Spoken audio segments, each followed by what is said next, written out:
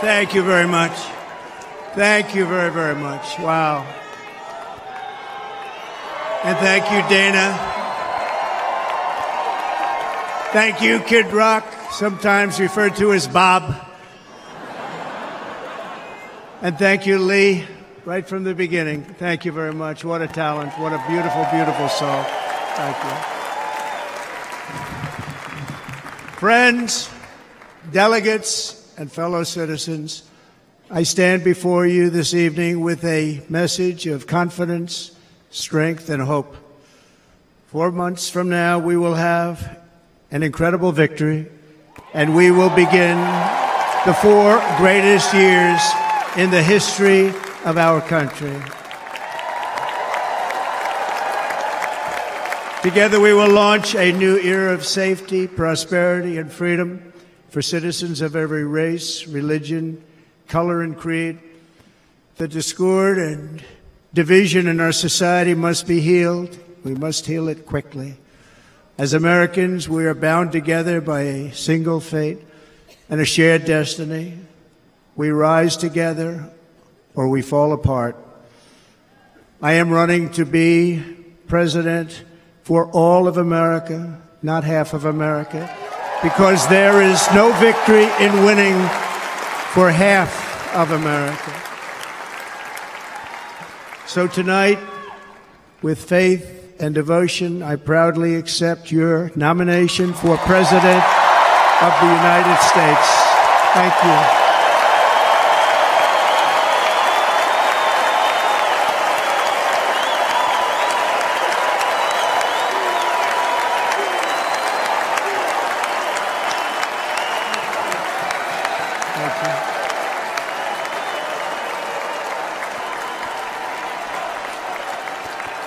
Thank you very much.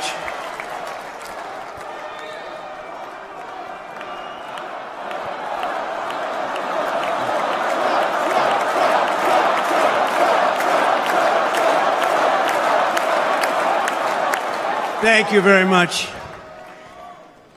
And we will do it right. We're going to do it right. Let me begin this evening by expressing my gratitude to the American people for your outpouring of love and support following the assassination attempt at my rally on Saturday.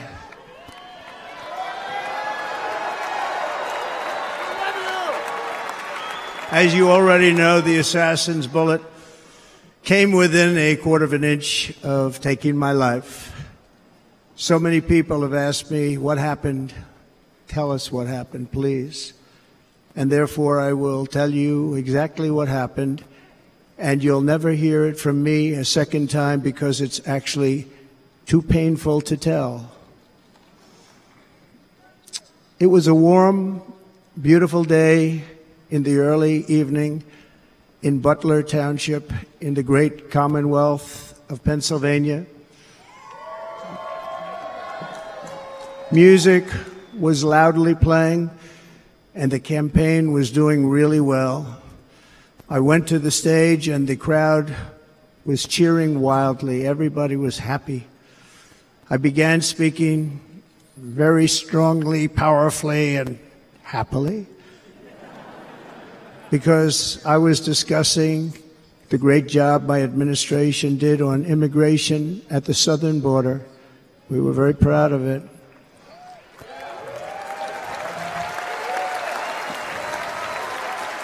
Behind me and to the right was a large screen that was displaying a chart of border crossings under my leadership. The numbers were absolutely amazing. In order to see the chart, I started to, like this, turn to my right and was ready to begin a little bit further turn, which I'm very lucky I didn't do, when I heard a loud whizzing sound and felt something hit me really, really hard on my right ear.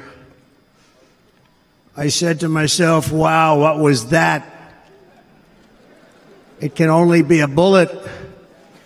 and moved my right hand to my ear, brought it down. My hand was covered with blood, just absolutely blood all over the place. I immediately knew it was very serious, that we were under attack, and in one movement proceeded to drop to the ground. Bullets were continuing to fly as very brave Secret Service agents rushed to the stage, and they really did. They rushed to the stage.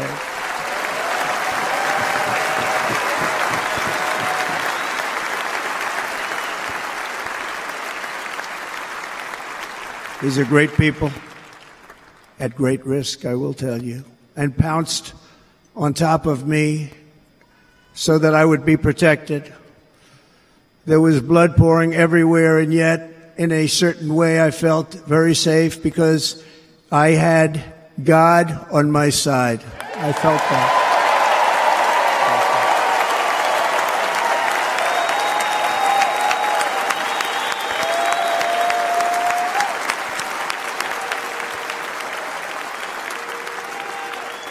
The amazing thing is that prior to the shot, if I had not moved my head at that very last instant, the assassin's bullet would have perfectly hit its mark, and I would not be here tonight. We would not be together. The most incredible aspect of what took place on that terrible evening in the fading sun was actually seen later. In almost all cases, as you probably know, and when even a single bullet is fired, just a single bullet, and we had many bullets that were being fired, crowds run for the exits or stampede, but not in this case. It's very unusual.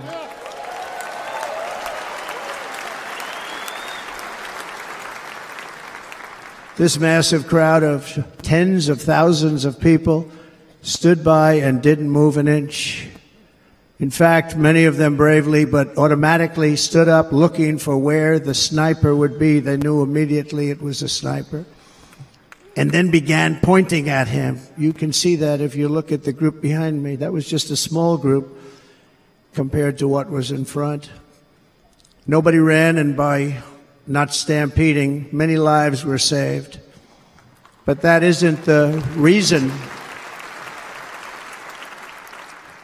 that they didn't move. The reason is that they knew I was in very serious trouble. They saw it. They saw me go down.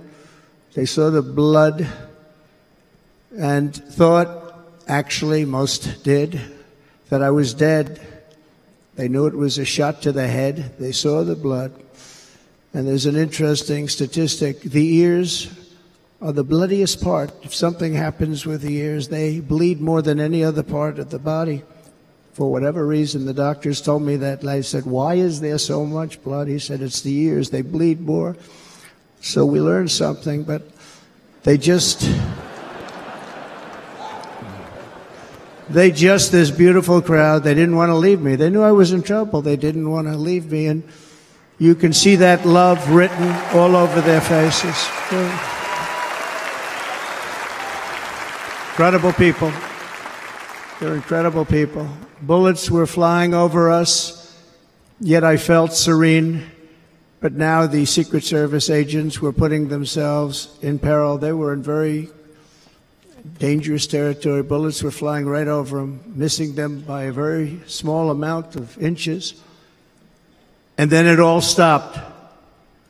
Our Secret Service sniper, from a much greater distance and with only one bullet used, took the assassin's life, took him out.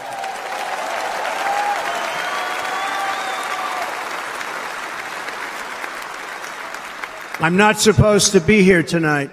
Not supposed to be here. No.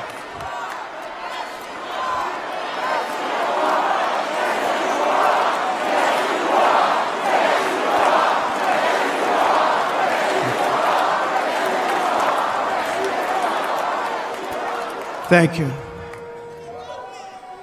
But I'm not. And I'll tell you, I stand before you in this arena only by the grace of Almighty God.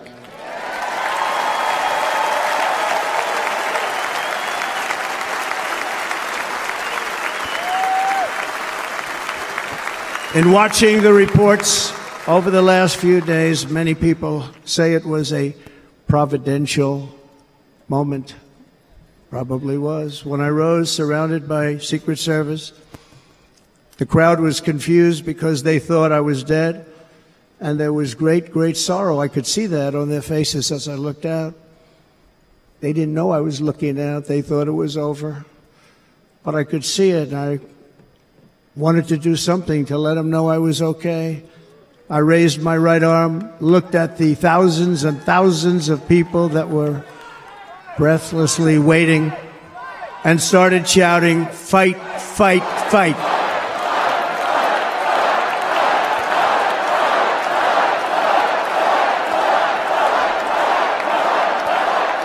Thank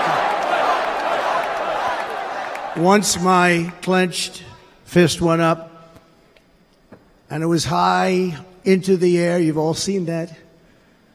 The crowd realized I was okay and roared with pride for our country like no crowd I have ever heard before. Never heard anything like it. For the rest of my life, I will be grateful for the love shown by that giant audience of patriots that stood bravely on that fateful evening in Pennsylvania. Tragically, the shooter claimed the life of one of our fellow Americans, Corey Comparator. Unbelievable person, everybody tells me. Unbelievable. And seriously wounded, two other great warriors. Spoke to them today. David Dutch and James Copenhaver. Two great people. I also spoke to all three families of these tremendous people. Our love and prayers are with them and always will be. We're never going to forget them. They came for a great rally. They were serious Trumpsters, I want to tell you. They were serious Trumpsters and still are. But Corey, unfortunately, we have to use the past tense. He was incredible. He was a highly respected former fire chief, respected by everybody. Was accompanied by his wife, Helen, incredible woman. I spoke to her today, devastated, and two precious daughters. He lost his life selflessly, acting as a human shield to protect them from flying bullets. He went right over the top of them and was hit. What a fine man he was.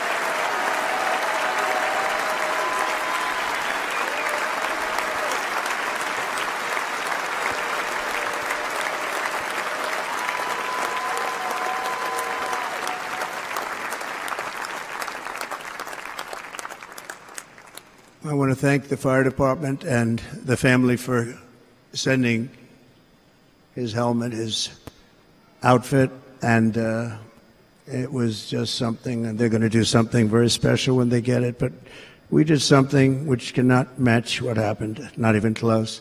But I am very proud to say that over the past few days, we've raised $6.3 million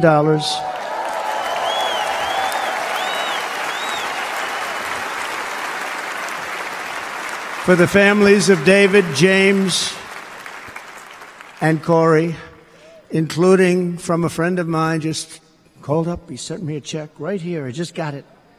$1 million from Dan Newland. Thank you, Dan.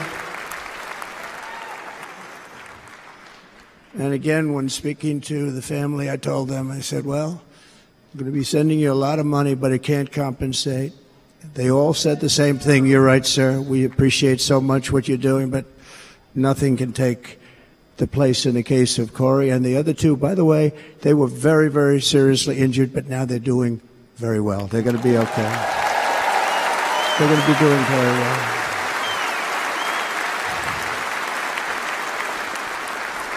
They're warriors. So now I ask that we observe a moment of silence in honor of our friend Corey.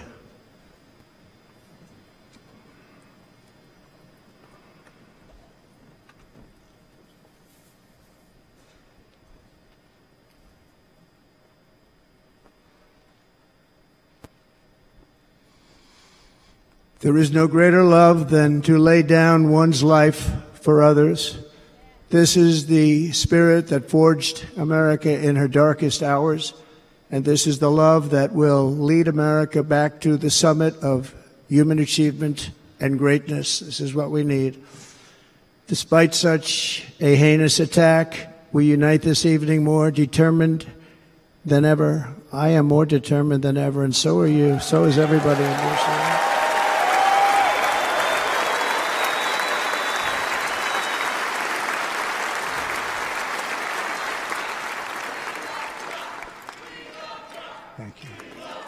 Thank you very much.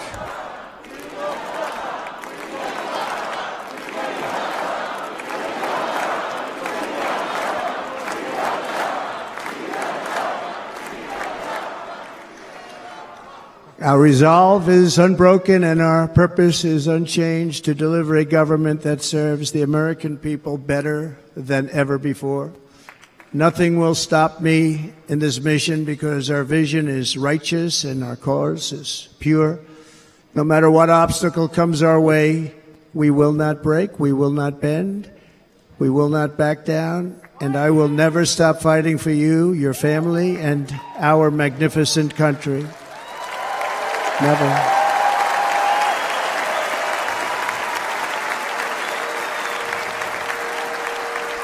And everything I have to give with all of the energy and fight in my heart and soul, I pledge to our nation tonight. Thank you very much. I pledge that to our nation.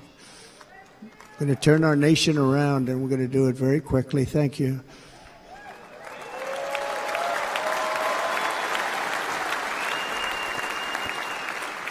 This election should be about the issues facing our country and how to make America successful, safe, free, and great again.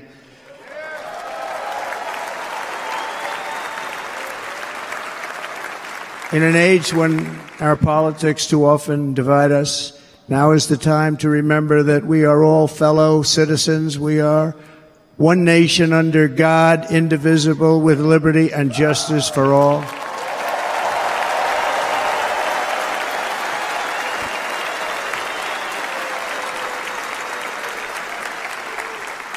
And we must not criminalize dissent or demonize political disagreement, which is what's been happening in our country lately at a level that nobody has ever seen before.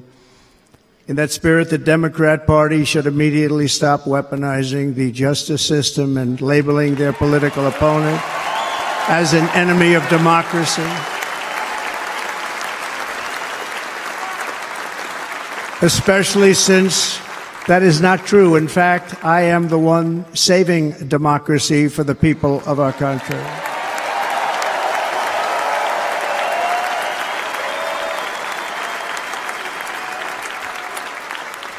And very big news, as you probably just read, on Monday a major ruling was handed down from a highly respected federal judge in Florida, Eileen Cannon, finding that the prosecutor and the fake documents case against me were totally unconstitutional, and the entire case was thrown out of court. With all of that publicity, thrown out of court. If Democrats want to unify our country, they should drop these partisan witch hunts, which I have been going through for approximately 8 years. And they should do that without delay and allow an election to proceed that is worthy of our people. We're going to win it anyway, but worthy of our people.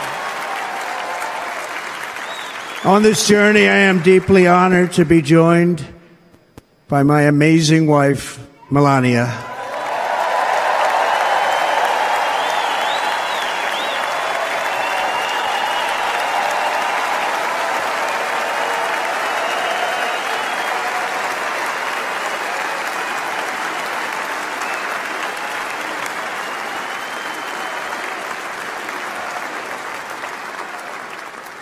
And Melania, thank you very much. You also did something really beautiful, a letter to America calling for national unity, and it really took the Republican Party by surprise. I will tell you, it was beautiful. In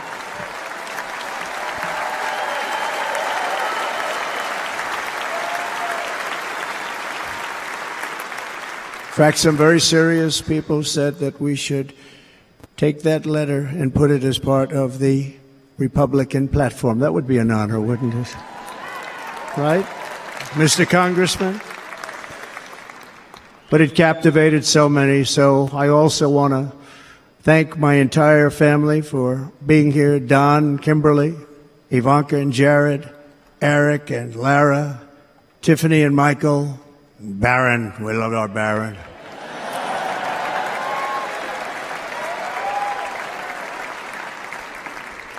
And of course, my 10 wonderful grandchildren. You saw a few of them up there on my lap before.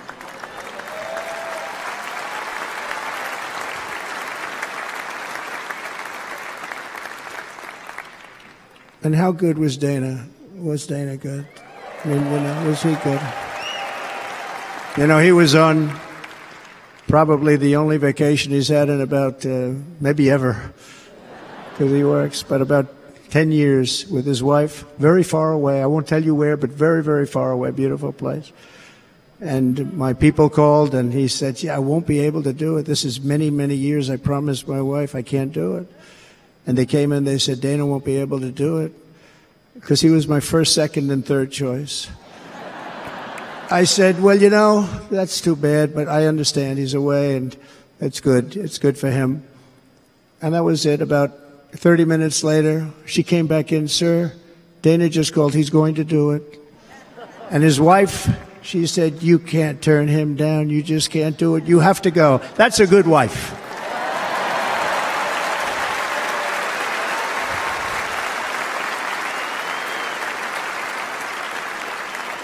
So he got on a plane, he got here a little while ago, now he's going to get on the plane in a little while and he's going to go back home to his wife. But they're great, and I just want to thank her and him and their whole family, because that's not easy. And Kid Rock, same thing. Called, he said, I want to be a part of it. I want to be a part, because, Kid does his great song, Big, Big Monster song. I had no idea. He became a friend of mine over the last 10 years. And he's amazing. Everyone loves him. I didn't even know how big he was. He has rallies. 35, 40,000 people he gets every time he goes out. I think he's making so much money he doesn't know what the hell to do with it. You want to know? And then we have my other friend, and I've known him so long, and we took that song, and it was a big success, but we made that. I saw a chart of great songs to America. That was #1 on the chart recently, #1. So that's Lee Greenwood, a very special, beautiful person. He's a beautiful man. But they all wanted to be here. They called. And how about the Hulkster? How good was he? Is he up? Where is he? Boy, oh boy.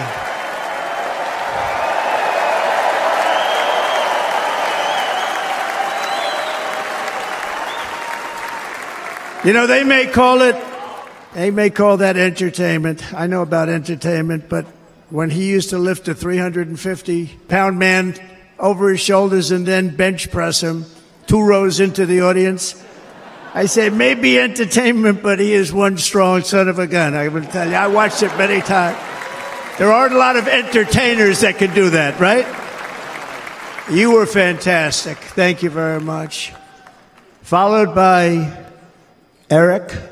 What was that all about? Boy, that was good. I didn't want to really come up here. But he was so great, and he's such a good young man. He went through a lot of trouble, and Don last night was incredible. They went through so much trouble. They got subpoenaed more than any people probably in the history of the United States. Every week they get another subpoena from the Democrats, crazy Nancy Pelosi, the whole thing, just boom, boom, boom. They've got to stop that because they're destroying our country. We have to work on making America great again, not on beating people. And we won. We beat them in all. We beat them on the impeachments. We beat them on indictments. We beat them. But the time that you have to spend, if they would devote that genius to helping our country, we'd have a much stronger and better country.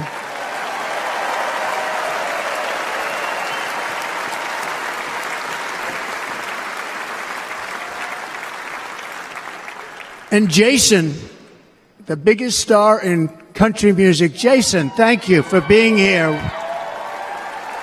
Jason, thank you very much. Jason Aldean, he's good. I like his wife even better, by the way. She's here. Thank you, Jason. But I'm thrilled to have a new friend and partner fighting by my side.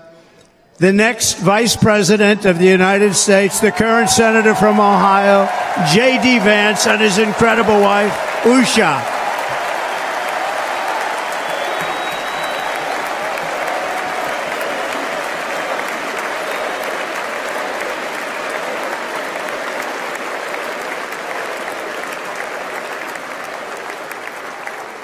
He's going to be a great Vice President. He's going to be great. He'll be with this country and with this movement, greatest movement in the history of our country, Make America Great Again. When they criticize it, they say, we're going to try and stop MAGA. I said, MAGA is Make America Great Again. What are you going to stop? There's nothing to stop. Then they say, oh, that's right. It's very tough to fight it. And all of the people that did try and fight it have failed. But he's going to be with us for a long time, and it was an honor to select him. Great, great student at Yale. His wife was a great student at Yale. They met at Yale. These are two smart people. So, J.D., you're going to be doing this for a long time. Enjoy the ride.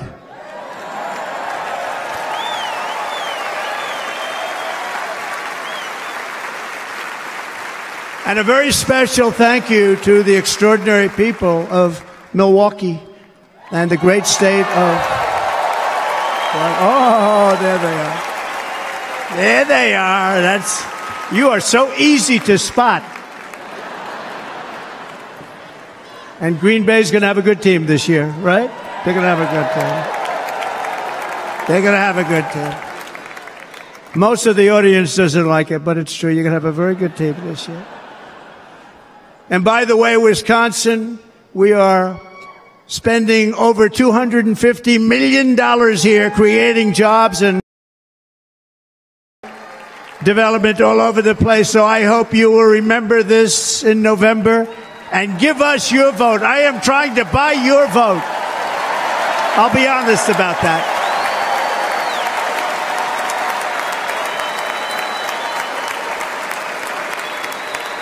And I promise we will make Wisconsin great again. We're going to make it. Thank you, Mr. Governor. Thank you very much. Thank you. I'm here tonight to lay out a vision for the whole nation, to every citizen, whether you're a young or old man or woman, Democrat, Republican, or independent, black or white, Asian or Hispanic. I extend to you a hand of loyalty and of friendship. Together we will lead America to new heights of greatness like the world has never seen before. We were right there in the first term. We got hit with COVID. We did a great job. Nobody knew what it was, but nobody's ever seen an economy pre-COVID. And then we handed over a stock market that was substantially higher than just prior to COVID. Coming in, did a great job. Never got credit for that. We got credit for the war and defeating ISIS and so many things, the great economy, the biggest tax cuts ever, the biggest regulation cuts ever, the creation of Space Force, the rebuilding of our military. We did so much.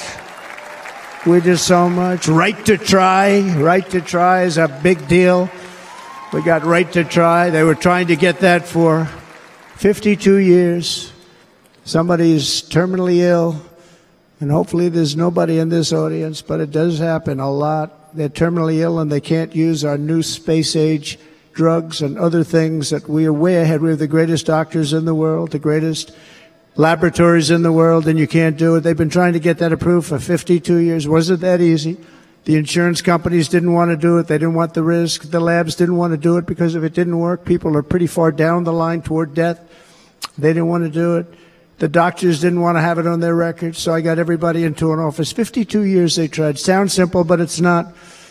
And I got them to agree that somebody that needs it will, instead of going to Asia, Europe, or someplace, or if you have no money, going home and dying, just die.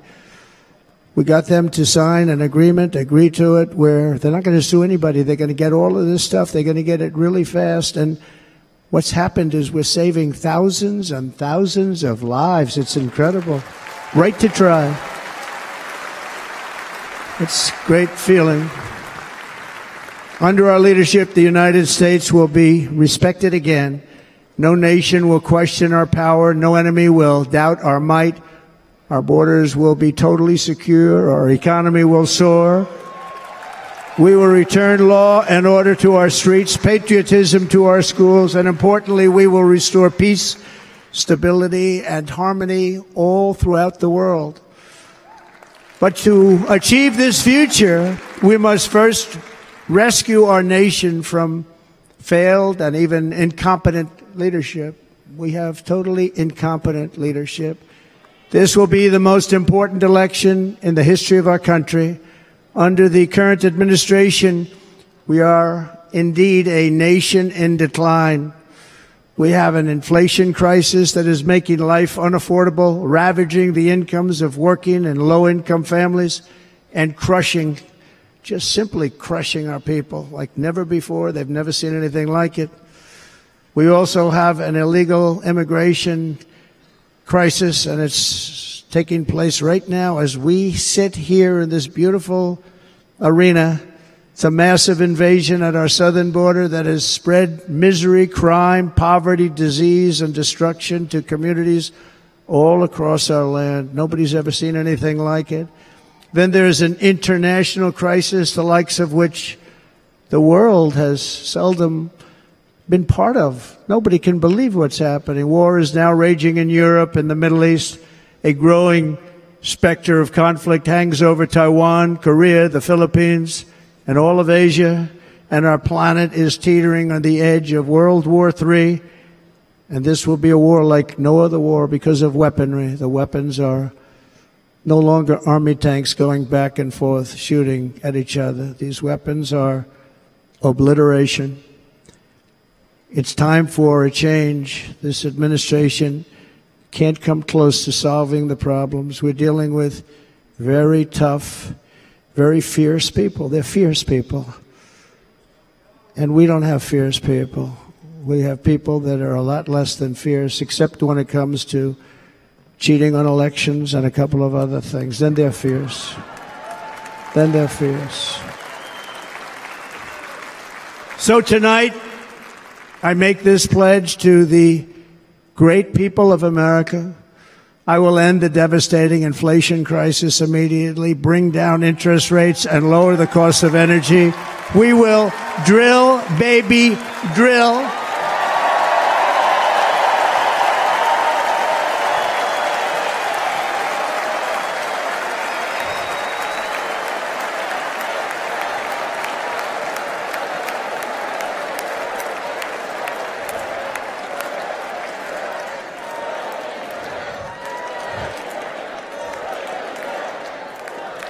Can you believe what they're doing?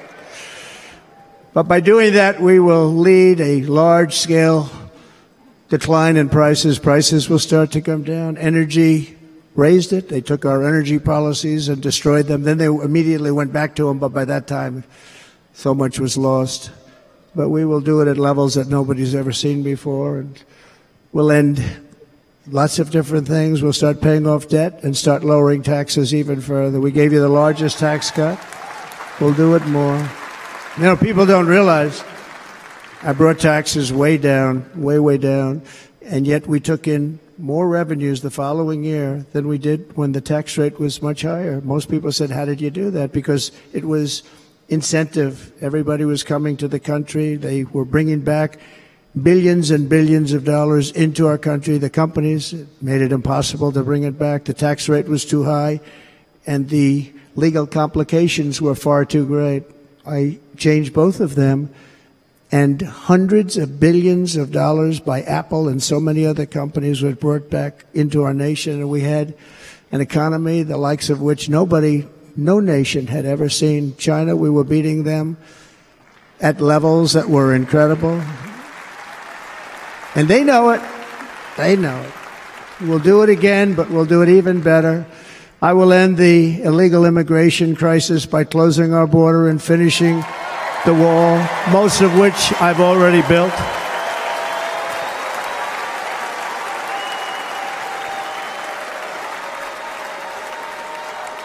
On the wall, we were dealing with a very difficult Congress, and I said, oh, that's okay, we won't go to Congress. I call it an invasion. We gave our military almost $800 billion. I said, I'm going to take a little of that money because this is an invasion, and we built, most of the wall is already built, and we built it through using the funds because what's better than that? We have to stop the invasion into our country that's killing hundreds of thousands of people a year. We're not going to let that happen. I will end every single international crisis that the current administration has created, including the horrible war with Russia and Ukraine, which would have never happened if I was president, and the war caused by the attack on Israel, which would have never happened if I was president. Iran was broke. Iran had no money. Now Iran has $250 billion.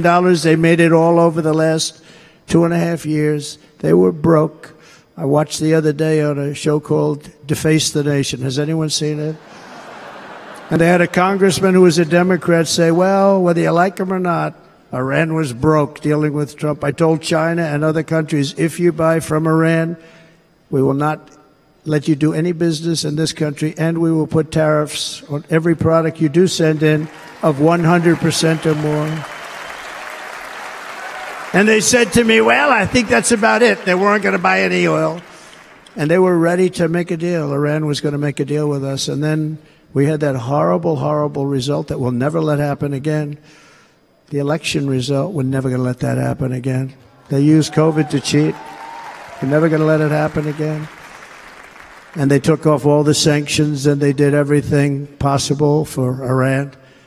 And now Iran is very close to having a nuclear weapon, which would have never happened. This is a shame what this administration, the damage that this administration has done. And I say it often, if you took the 10 worst presidents in the history of the United States, think of it, the 10 worst, added them up, they will not have done the damage that Biden has done. I'm only going to use the term once. Biden. I'm not going to use the name anymore, just one time. The damage that he's done to this country is unthinkable. It's unthinkable. Together we will restore vision, strength, competence, and we're going to have a thing called common sense making most of our decisions, actually. It's all common sense. Just a few short years ago, under my presidency, we had the most secure border and best economy in the history of our country, in the history of the world. We had the greatest economy in the history of the world. We had never done anything like it. We were beating every country, including China, by leaps and bounds. Nobody had seen anything like it. We had no inflation. Soaring incomes were going. Nobody can believe it. You can't believe what happened 4 years ago is happening now in reverse. And the world was at peace. Inflation has been a killer for our country. No matter what you make it doesn't matter, because inflation is eating you alive. People that were putting away money, they were making great wages, the highest they've ever made, but they were putting away a lot of money. Now they are just being destroyed. They're not putting away anything. They're barely living. They're going into savings accounts. They're taking out their money to live because of inflation. Inflation, remember, it's called a country buster. You can go back to Germany from 100 years ago. You can go back to any country that suffered great inflation. We've suffered the worst inflation we've ever had. But go back and see what's happened to those countries. We've had the worst inflation we've ever had under this person. But in less than 4 years, our opponents have turned incredible success into unparalleled tragedy and failure. It's been a tremendous failure. Today, our cities are flooded with illegal aliens. Americans are being squeezed out of the labor force, and their jobs are taken. And by the way, you know who's taking the jobs that are created? 107% of those jobs are taken by illegal aliens. And you know who's being hurt the most by millions of people pouring into our country? The black population and the Hispanic population, because they're taking the jobs from our black population, our Hispanic population, and they're also taking them from unions. The unions are suffering because of it. Thank you. Thank you. I like you too. Thank you very much.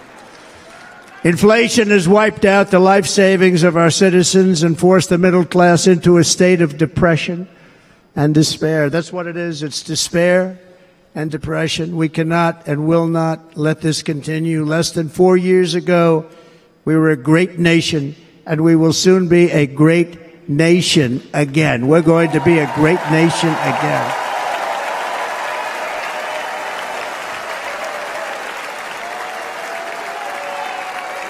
Thank you. With proper leadership, every disaster we are now enduring will be fixed, and it will be fixed very, very quickly.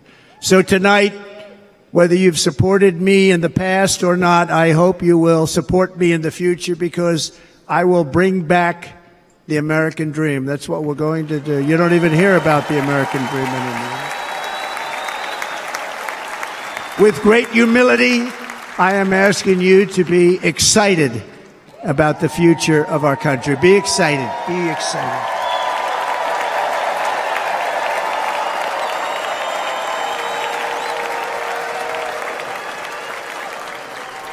And by the way, the news reports, look at all of those big networks. Look at them. They're all here.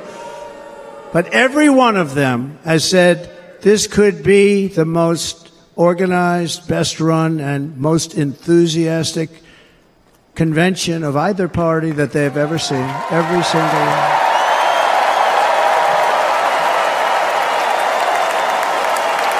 And it's true. It's true. And there's love in the room. There's great love in the room.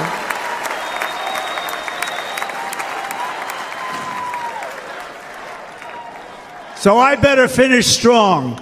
Otherwise, we'll blow it, and we can't let that happen. Now, this was great. All of the great people that spoke, and everybody hit a home run. I mean, there's not one that I can think of where I said, oh, gee, that wasn't great. Every single person. I refuse to be the only one. Don't do that to me. They're already getting ready. See, I gave them an idea. Now, this was a great convention. This was, I think we're actually going to go home and miss it. You know, usually with a convention, first of all, look at these crowds. You'd never have this at a convention. Look at these crowds.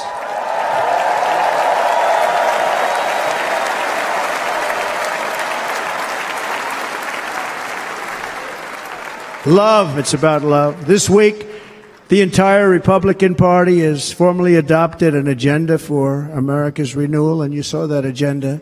And it's very short compared to the long, boring, meaningless agendas of the past, including the Democrats. They write these things that are hundreds of pages long, and they never read them after they're done.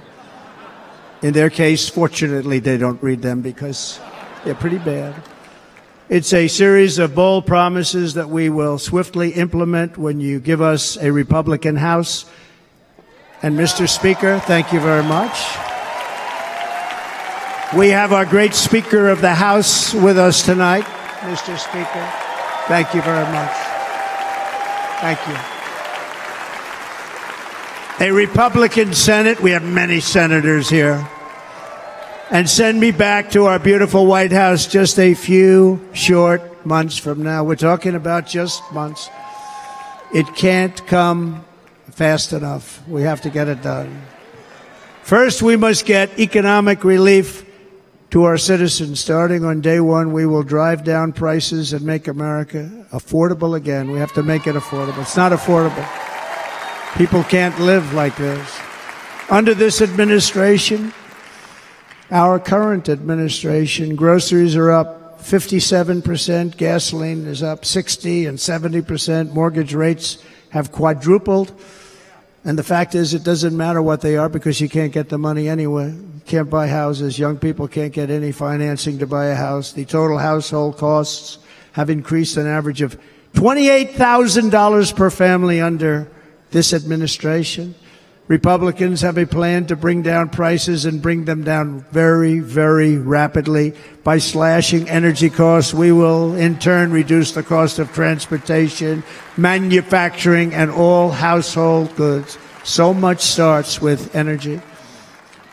And remember, we have more liquid gold under our feet than any other country by far. We are a nation that has the opportunity to make an absolute fortune with its energy. We have it, and China doesn't. Under the Trump administration, just 3.5 years ago, we were energy independent.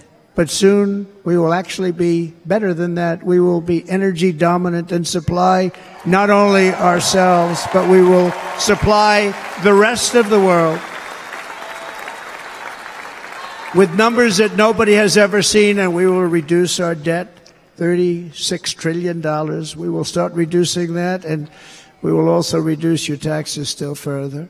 Next, and by the way, they want to raise your taxes 4 times, think of it.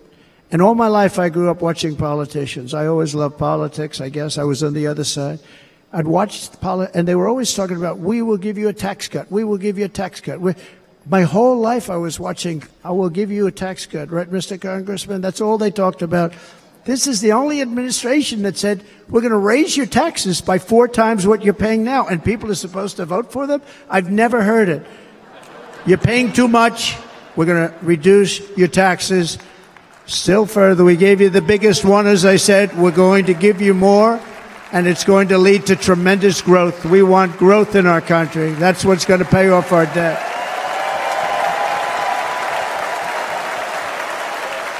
And next, we will end the ridiculous and actually incredible waste of taxpayer dollars that is fueling the inflation crisis. They've spent trillions of dollars on things having to do with the Green New Scam. It's a scam. And that's caused tremendous inflationary pressures in addition to the cost of energy. And all of the trillions of dollars that are sitting there not yet spent, we will redirect that money for important projects like roads, bridges, dams, and we will not allow it to be spent on meaningless Green New Scam ideas.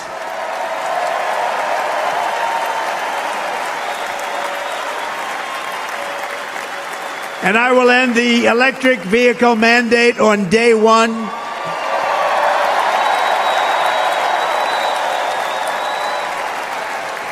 Thereby saving the U.S. auto industry from complete obliteration, which is happening right now, and saving U.S. customers thousands and thousands of dollars per car. And right now, as we speak, large factories just started are being built across the border in Mexico. So with all the other things happening on our border, and they're being built by China to make cars and to sell them into our country. No tax, no anything. The United Auto Workers ought to be ashamed for allowing this to happen. And the leader of the United Auto Workers should be fired immediately. And every single auto worker, union and non-union, should be voting for Donald Trump, because we're going to bring back car manufacturing, and we're going to bring it back fast.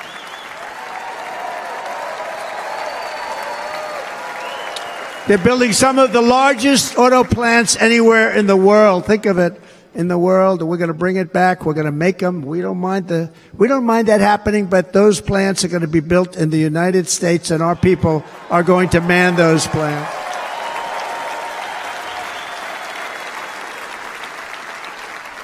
And if they don't agree with us, we'll put a tariff of approximately 100 to 200% on each car, and they will be unsellable in the United States.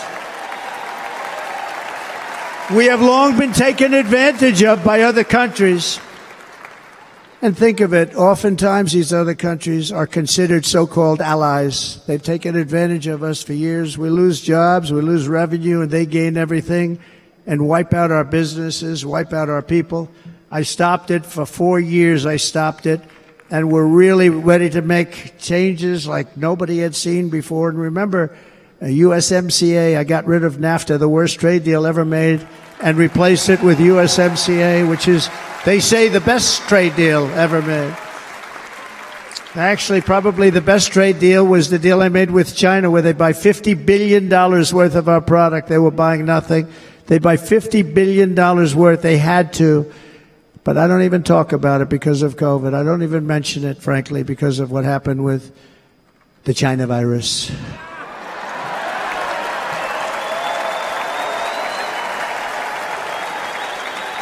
We will not let countries come in, take our jobs, and plunder our nation. They come and do that. They plunder our nation. The way they will sell their product in America is to build it in America. Very simple. Build it in America and only in America.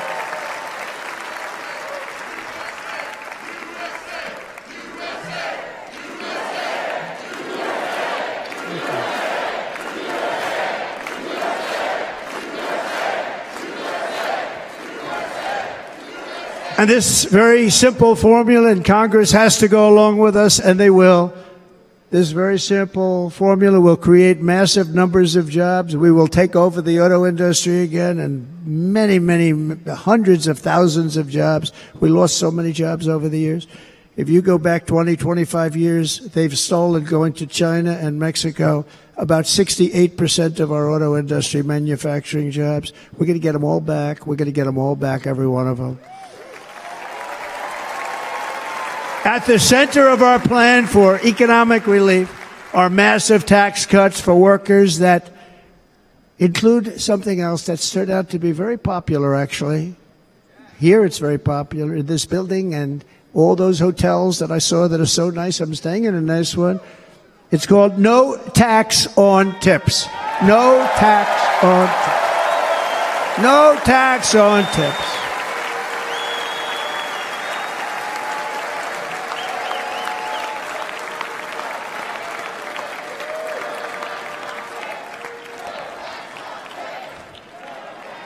I got that by having dinner recently in Nevada, where we're leading by about 14 points.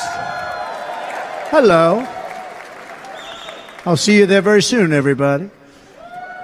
And we're having dinner at a beautiful restaurant in the Trump building on the Strip, and it's a great building, and the waitress comes over. How's everything going? A really nice person. How's everything? Oh, sir, it's so tough. The government's after me all the time on tips, tips, tips. I said, well, they give you cash. Would they be able to find him? She said, actually, and I didn't know this, she said, very little cash is given. It's all put right on the check. And they come in and they take so much of our money, it's just ridiculous. And they don't believe anything we say. And they've just hired, as you know, 88,000 agents to go after them even more. And I said, this shows the level of my, most people go out, they hire consultants, they pay them millions of dollars. But I said to her, let me just ask you a question. Would you be happy if you had no tax on tips? She said, what a great idea. I got my information from a very smart waitress. That's better than spending millions of dollars. And everybody loves it. Waitresses and caddies and drivers and everybody's a large group of people that are being really hurt badly. They make money, let them keep their money.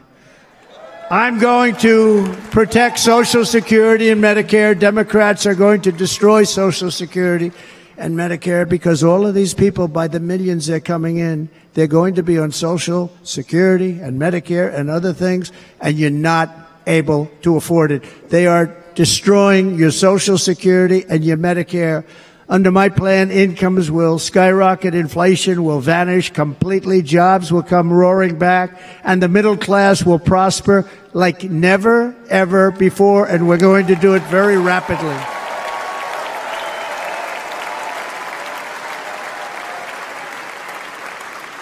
But no hope or dream we have for America can succeed unless we stop the illegal immigrant invasion, the worst that's ever been seen anywhere in the world. There's never been an invasion like this anywhere. Third world countries would fight with sticks and stones not to let this happen. The invasion at our southern border, we will stop it, and we will stop it quickly. You heard Tom Homan yesterday. Tom Homan, put him in charge and just sit back and watch.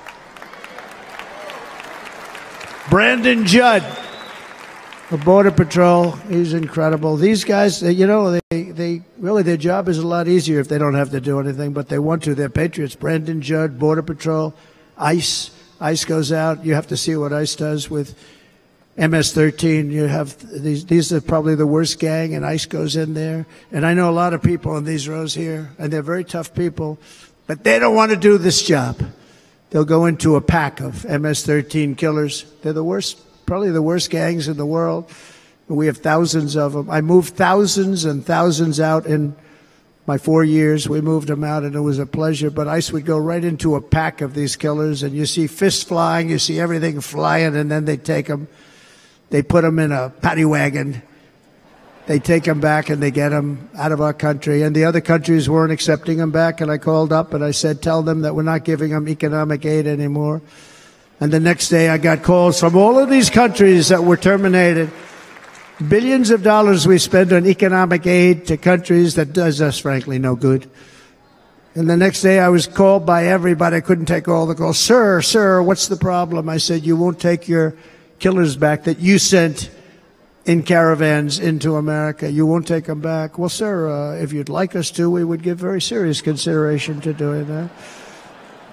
And within 24 hours, they were being taken back. For years and years, when I first came in, they said President Obama tried to get him to go back, and they wouldn't accept him. They'd put planes on the runway so you couldn't leave the plane. They'd close the road so you couldn't take the buses. They'd all have to turn back. As soon as I said no more economic aid of any kind to any country that does that, they called back and they said, sir, it would be our great honor to take MS-13. We love them very much. We love them very much, sir. We'll take them back. At the heart of the Republican platform is our pledge to end this border nightmare and fully restore the sacred and sovereign borders of the United States of America, and we're going to do that on day one.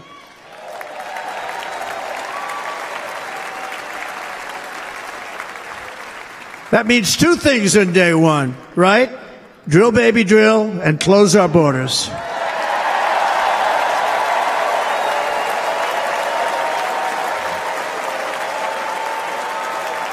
And by the way, and I think everybody as a Republican, as a patriot in this room, and most Democrats, we want people to come into our country, but they have to come into our country legally. Legally. Less than 4 years ago, I handed this administration the strongest border in American history. But you can see on the chart that saved my life, that was the chart that saved my life. I said, look it, I'm so proud of it. I think it's one of the greatest, it was done by the Border Patrol, one of the greatest charts I've ever seen. It showed everything just like that. You know the chart. Oh, there it is. That's pretty good. Wow. Last time I put up that chart, I never really got to look at it. But without that chart, I would not be here today.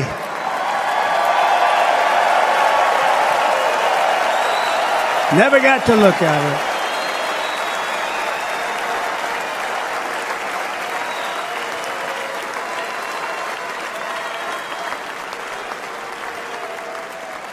I said, you got to see this chart. I was so proud of it. And by the time I got to there, I never got to see it that day. But I'm seeing it now, and I was very proud. If you look at the arrow on the bottom, that's the lowest level, the one on the bottom, heavy red arrow. That's the lowest level of illegal immigrants ever to come into our country in recorded history, right there. Right there.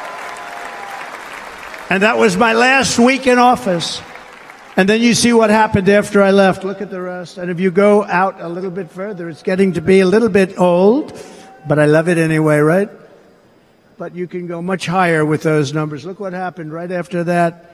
The invasion began. We had the opposite. We stopped the invasion. But the invasion that we stopped was peanuts by comparison to what happened after I left. Look at what happened after I left.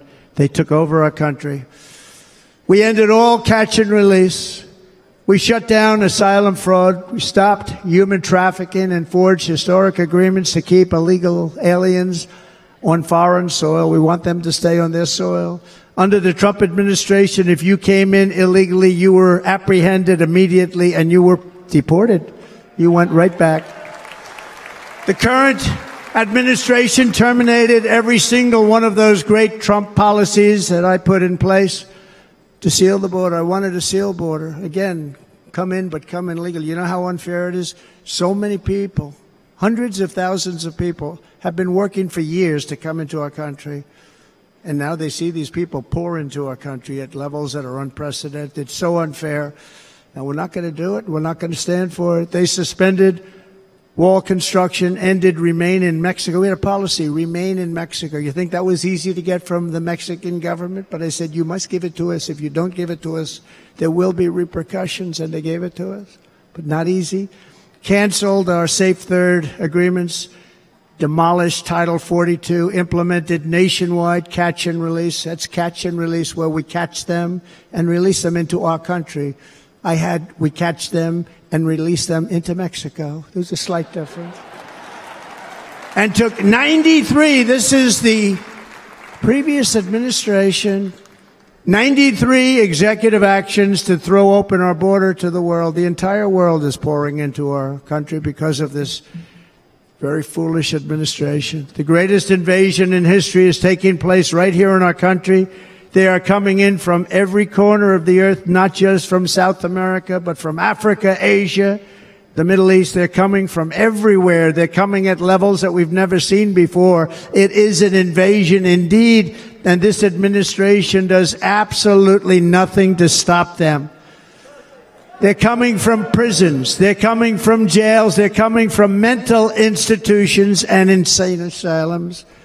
You know, the press is always on me because I say this. Has anyone seen Silence of the Lambs? The late, great Hannibal Lecter. He'd love to have you for dinner. That's insane asylums. They're emptying out their insane asylums. And terrorists are coming in at numbers that we've never seen before. Bad things are going to happen.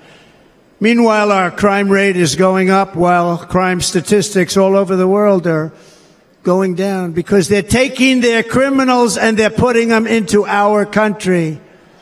A certain country, and I happen to like the president of that country very much, but he's been getting great publicity because he's a wonderful shepherd of the country. He says how well the country's doing because their crime rate is down. And he said he's training all of these rough people. They're rough, rough, rough. He's training them. And I've been reading about this for 2 years. I think, oh, that's wonderful. Let's take a look at it. But then I realized he's not training them. He's sending all of his criminals, his drug dealers, his people that are in jails. He's sending them all to the United States.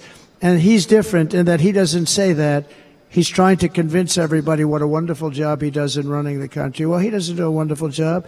And by the way, if I ran one of the countries, many countries, many countries from all over, I would be worse than any of them. I would have had the place totally emptied out already.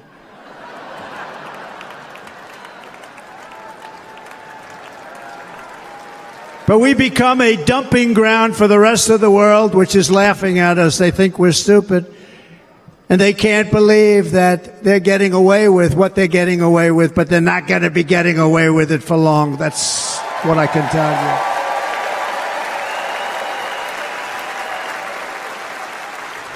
you. In Venezuela, Caracas, high crime. Caracas, Venezuela, really a dangerous place, but not anymore. Because in Venezuela, crime is down 72%. In fact, if they would ever win this election, I hate to even say that, we will have our next Republican convention in Venezuela because it will be safe. Our cities will be so unsafe, we won't be able. We will not be able to have it there. In El Salvador, murders are down by 70%. Why are they down? Now, he would have you convinced that because he's trained murderers to be wonderful people. No. They're down because they're sending their murderers to the United States of America. This is going to be very bad.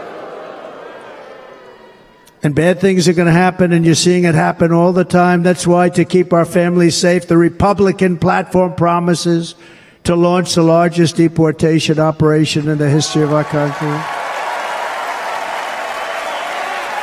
Even larger than that of President Dwight D. Eisenhower from many years ago. You know, he was a moderate, but he believed very strongly in borders. He had the largest deportation operation we've ever had.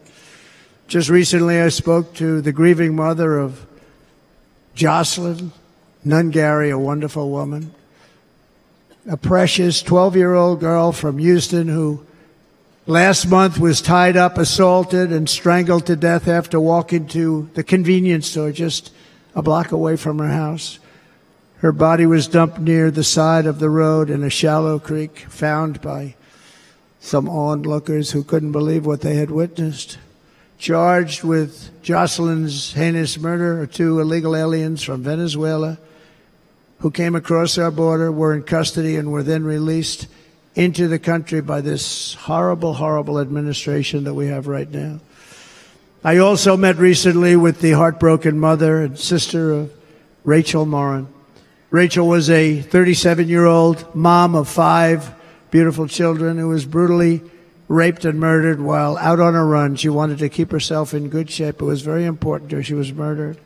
The monster responsible first killed another woman in El Salvador before he was led into America by the White House. This White House let them in.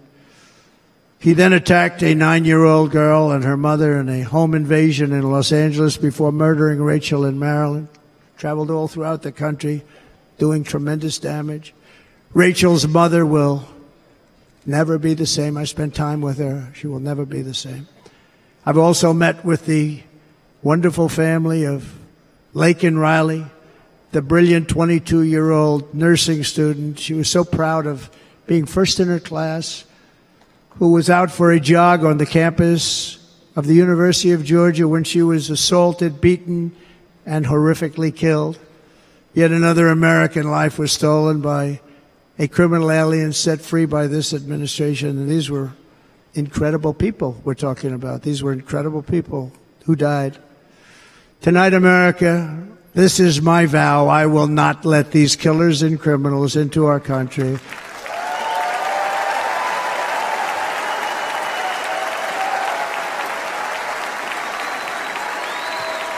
I will keep our sons and daughters safe. As we bring security to our streets, we will help bring stability to the world. I was the first president in modern times to start no new wars. You know, we were the toughest. We were the most respectful. And you saw this. Hungry, strong country, run by very powerful, tough leaders. Tough guy. Press doesn't like him because he's tough. And he came out recently. They were asking him at an interview, the whole world is exploding. What's happening? What's going on? Viktor Orban, the Prime Minister of Hungary, very tough man. He said, I don't want people coming into my country and blowing up our shopping centers and killing people. But they said to him, tell us what's going wrong, what's happening, what is it? He said, there's only one way you're going to solve it. You got to bring President Trump back to the United States because he kept everybody at bay. He used a word I wouldn't use because I can't use that word, because you'd say it was braggadocious. The press would say he was a braggart. I'm not a braggart. But Viktor Orban said it. He said Russia was afraid of him. China was afraid of him. Everybody was afraid of him. Nothing was going to happen. The whole world was at peace. And now the world is blowing up around us. All of these things that you read about were not going to happen. Under President Bush, Russia invaded Georgia. Under President Obama, Russia took Crimea. Under the current administration, Russia is after all of Ukraine. Under President Trump, Russia took nothing.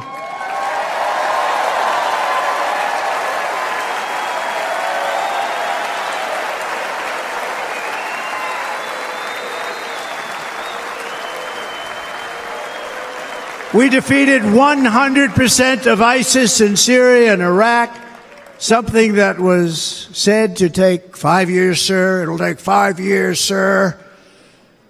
We did it in a matter of a couple of months. We have a great military. Our military is not woke. It's just some of the fools on top that are woke.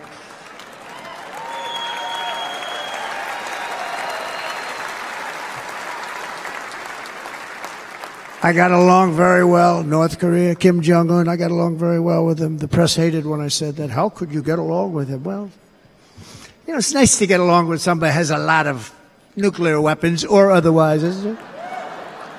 See, in the old days, they'd say, that's a wonderful thing. Now they say, how could you possibly do that? But no, I got along with him, and we stopped the missile launches from North Korea. Now North Korea is acting up again, but when we get back, I get along with him. He'd like to see me back, too. I think he misses me, if you want to know the truth. Our opponents inherited a world at peace and turned it into a planet of war. We're in a planet of war. Look at that attack on Israel. Look at what's happening with Ukraine. The cities are just bombed out. How can people live like that where buildings, massive buildings, are falling to the ground? It began to unravel with the disastrous withdrawal from Afghanistan, the worst humiliation in the history of our country. We have never had a humiliation like that. 13 heroic U.S. service members were tragically and needlessly killed. 45 others were horrifically wounded. Nobody ever talks about them. No arms, no legs, face explosions, horrifically wounded.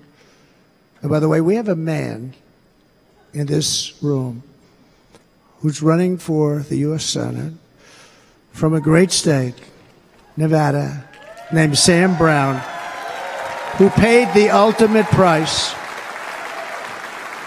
Thank you, Sam. Thank you, Sam.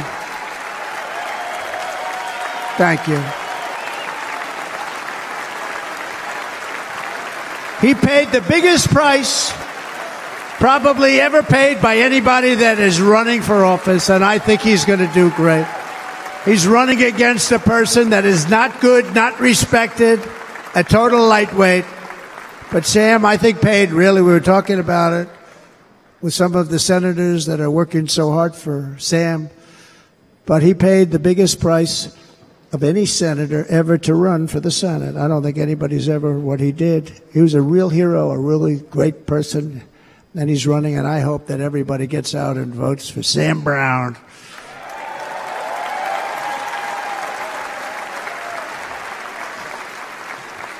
And we also left behind $85 billion worth of military equipment, along with many American citizens were left behind. Many, many American citizens, emboldened by that disaster. Russia invaded Ukraine. They saw this group of people that were incompetent. We took the soldiers out first. No, we're going to take the soldiers out second. If they would have followed my plan, we had a great plan.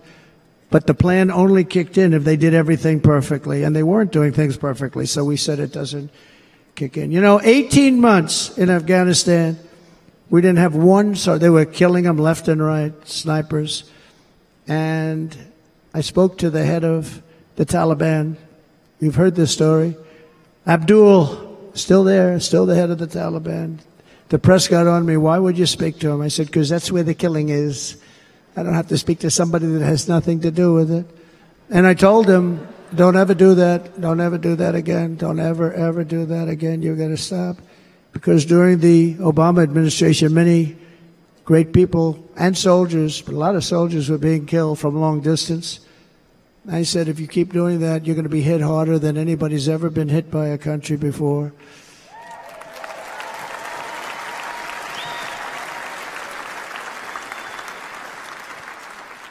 And he said, I understand, Your Excellency. He called me Your Excellency.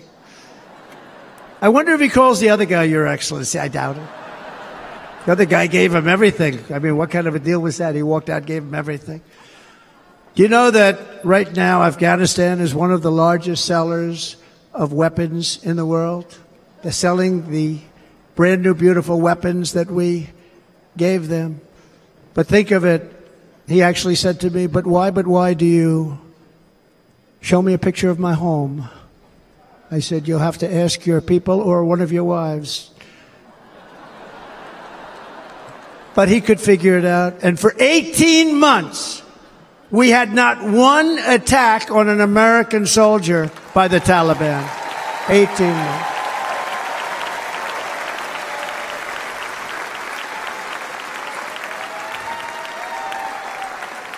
And then we had that horrible day where soldiers were killed. I was not there because of a ridiculous election.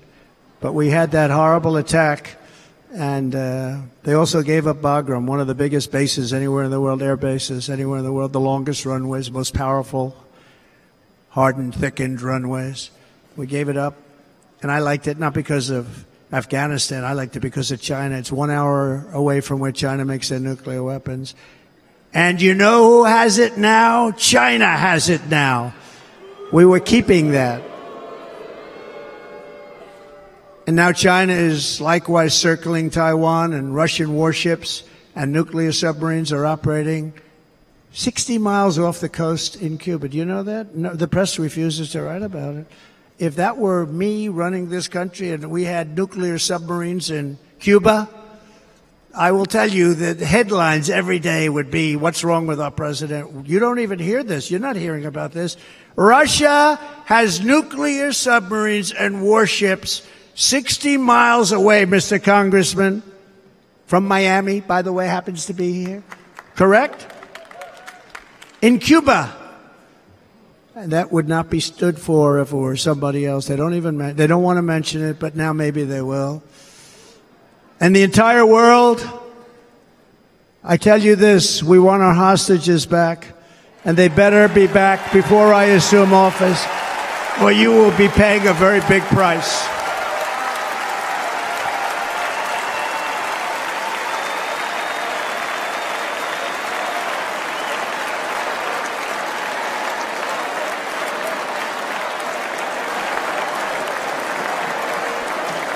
With our victory in November, the years of war, weakness, and chaos will be over. I don't have wars. I had no wars other than ISIS, which I defeated, but that was a war that was started. We had no wars. I could stop wars with a telephone call. I could stop wars with just a telephone call. If properly stated, it would never start.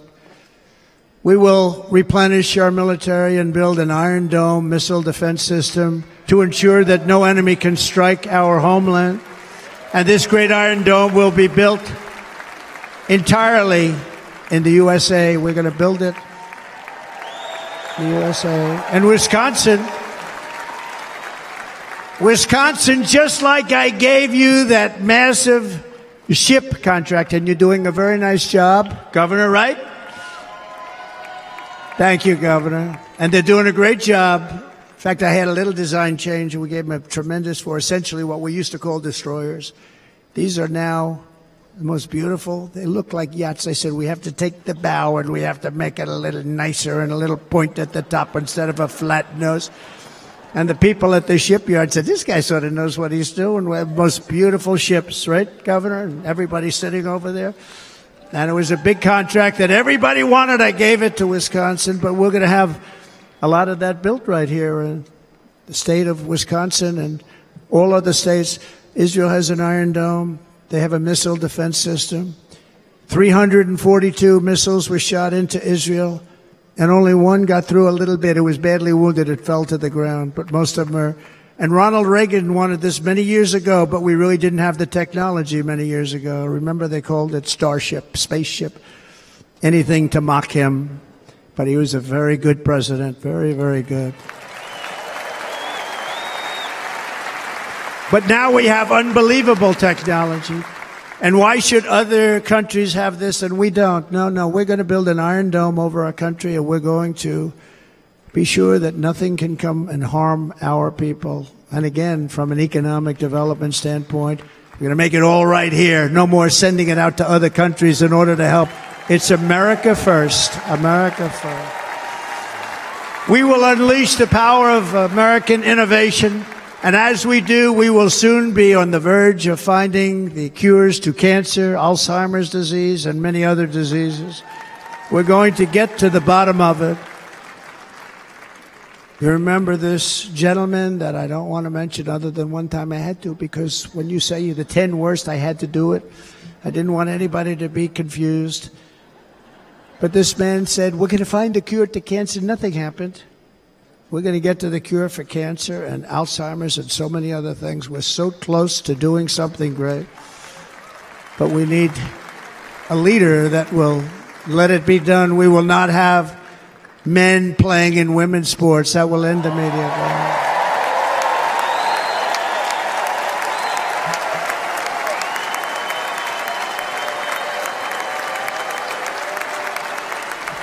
And we will restore and renovate our nation's once great cities, making them safe, clean, and beautiful again. And that includes our nation's capital, which is a horrible killing field. So many things. They leave from Wisconsin. They go to look at the Washington Monument. They end up getting stabbed, killed, or shot. We will be very soon very proud of our capital. Again, Washington, D.C.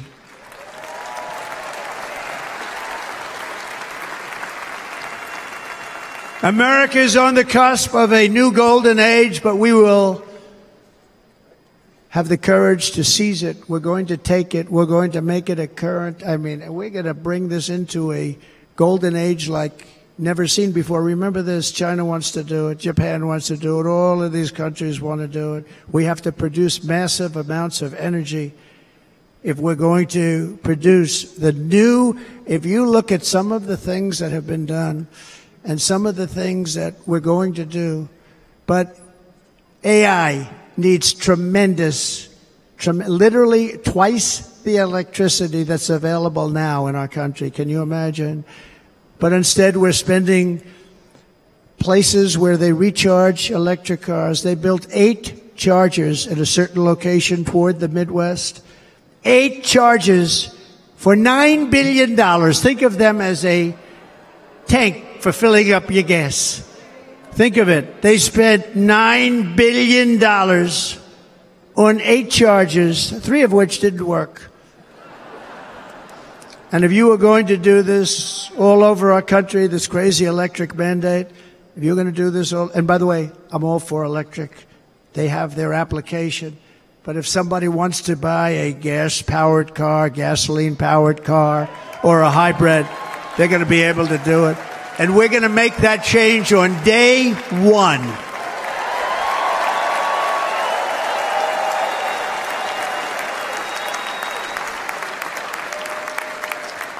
So to conclude, just a few short days ago, my journey with you nearly ended. We know that.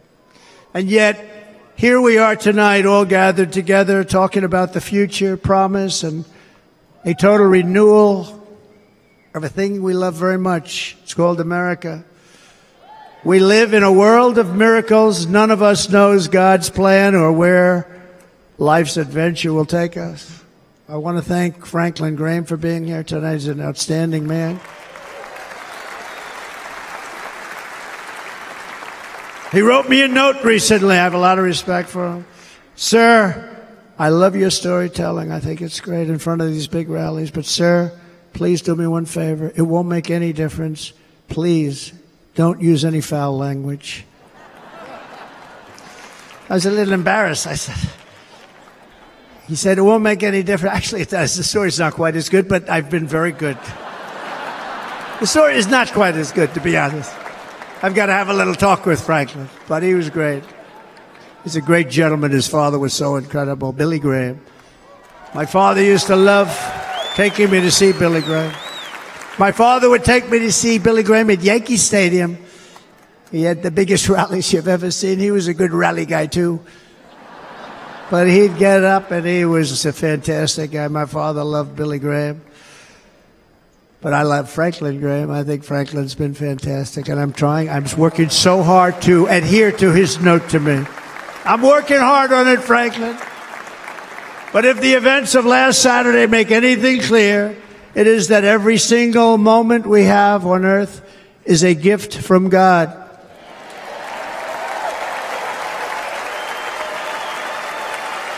We have to make the most of every day for the people and for the country that we love. The attacker in Pennsylvania wanted to stop our movement, but the truth is the movement has never been about me. It has always been about you. It's your movement. It's the biggest movement in the history of our country by far. Can't be stopped. It can't be stopped. It has always been about the hardworking, patriotic citizens of America. For too long, our nation has settled for too little. We settled for too little. We've given everything to other nations, to other people. You've been told to lower your expectations and to accept less for your families. I am here tonight with the opposite message. Your expectations are not big enough. They're not big enough. It is time to start expecting and demanding the best leadership in the world, leadership that is bold, dynamic, relentless, and fearless. We can do that. We are Americans. Ambition is our heritage. Greatness is our birthright. But as long as our energies are spent fighting each other, our destiny will remain out of reach, and that's not acceptable.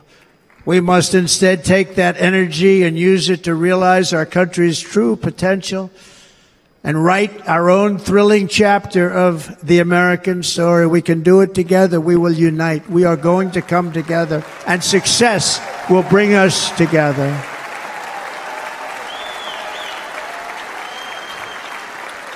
It is a story of love, sacrifice, and so many other things. And remember the word, devotion. It's unmatched devotion. Our American ancestors crossed the Delaware, survived the icy winter at Valley Forge, and defeated a mighty empire to establish our cherished republic. They fought so hard, they lost so many. They pushed thousands and thousands of miles across a dangerous frontier, taming the wilderness to build a life and a magnificent home for their family. They packed their families into covered wagons, trekked across hazardous trails, scaled towering mountains, and braved rivers and rapids to stake their claim on the wide open, new, and very beautiful frontier. When our way of life was threatened, American patriots marched onto the battlefield, raced into enemy strongholds, and stared down death and stared down those enemies to keep alive the flame of freedom. At Yorktown, Gettysburg, and Midway, they joined the roll call of immortal heroes. So many heroes, so many great, great people. And we have to cherish those people. We can't forget those people. We have to cherish those people.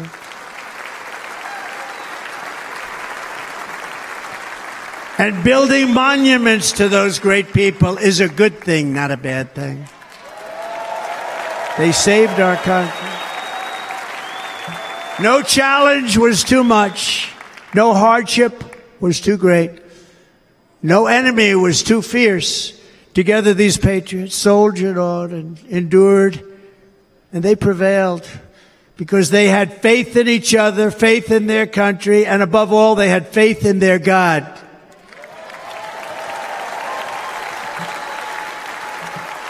Just like our ancestors, we must now come together, rise above past differences.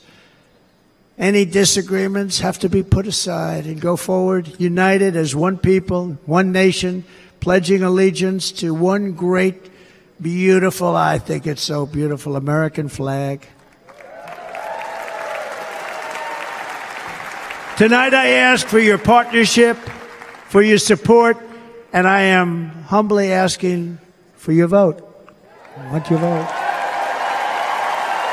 Going to make our country great again. Every day I will strive to honor the trust you have placed in me, and I will never, ever let you down. I promise that. I will never let you down. To all of the forgotten men and women who have been neglected, abandoned, and left behind, you will be forgotten no longer. We will press forward, and together we will win, win, win.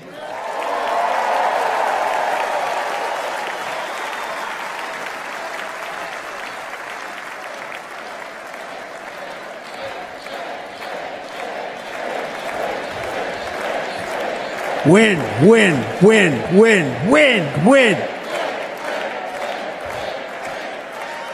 Nothing will sway us, nothing will slow us, and no one will ever stop us. No matter what dangers come our way, no matter what obstacles lie in our path, we will keep striving toward our shared and glorious destiny, and we will not fail. We will not fail. Together we will save this country, we will restore the republic, and we will usher in the rich and wonderful tomorrows that our people so truly deserve. America's future will be bigger, better, bolder, brighter, happier, stronger, freer, greater, and more united than ever before.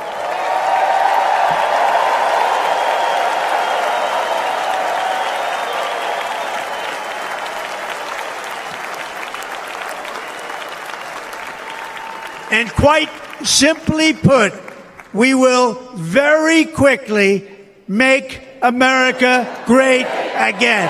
Thank you very much. Thank you very much, Wisconsin. God bless you. God bless you, Wisconsin, and God bless the United States of America, our great country. Thank you very much, everybody. Thank you.